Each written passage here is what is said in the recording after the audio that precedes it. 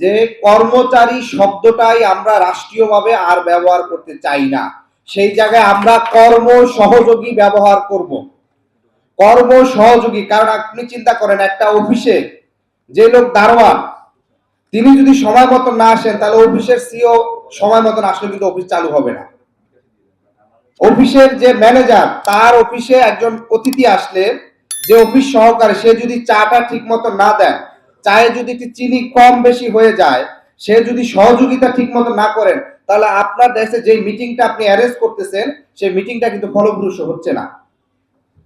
এখন সে আপনার সহযোগী, কিন্তু আপনি তাকে কর্মচারী বলে তার ওই পরিশ্রমটাকে তার সময়টাকে আপনি হচ্ছে অবমূল্যায়ন করতেছেন এবং তাকে এক ধরনের উন্মানুষ করে রাখতেছেন।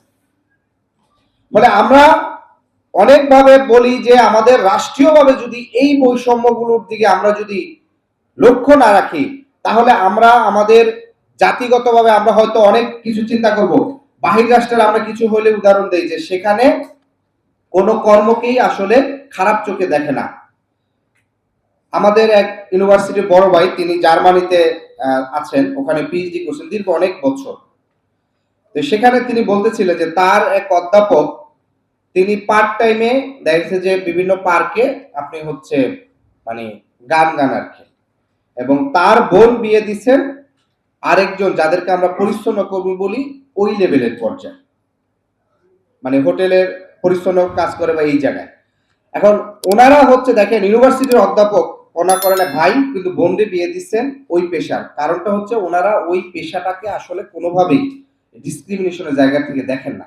তা আমাদের এই জায়গায় একবার চিন্তা করেন যে এটা তো তারা বিয়ে সামাজিক অনুষ্ঠানে সাধারণত এই জায়গাগুলো আমরা দাওয়াতই তাদেরকে দেই না।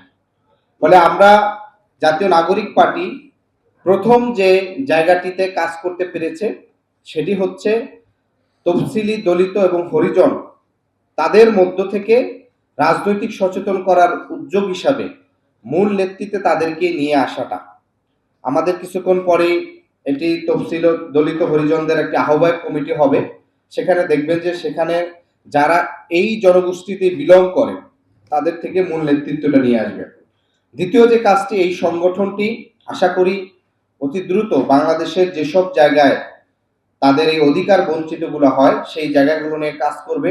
রাজনৈতিক দল হিসাবে আমরা আমাদের সর্বোচ্চ আমাদের দৃষ্টিভঙ্গি দিয়ে আমরা তাদের পাশে থাকব। আশা করি আগামীর যে একটি বাংলাদেশ বৈষম্যহীন, গণতান্ত্রিক, মানবিক মর্যাদার বাংলাদেশ প্রতিষ্ঠা করতে চাই, সেই মানবিক মর্যাদার বাংলাদেশে যেন শুধুমাত্র ব্যক্তির আর্থিক অবস্থানের কারণে, ব্যক্তির শিক্ষাগত অবস্থানের কারণে, ব্যক্তির ধর্মীয় অবস্থানের কারণে, জাতিগত অবস্থানের কারণে, ভৌগোলিক অবস্থানের কারণে যেন রাষ্ট্রীয় সেবা, রাষ্ট্রীয় অধিকার এবং মানবিক অধিকার থেকে যেন কেউ বঞ্চিত না হয়, সেটির জন্য জাতীয় নাগরিক পার্টির সামনে কাজ করে যাবে। আপনারা যারা উপস্থিত হয়েছেন সবাইকে আন্তরিক ধন্যবাদ জানাই এবং